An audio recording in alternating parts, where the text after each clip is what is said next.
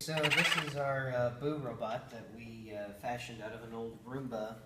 The components on it are a Raspberry Pi, an Arduino Mega 2560, and a custom relay circuit with two H bridges that allow both direction of the motors. And here we have a logic converter that allows the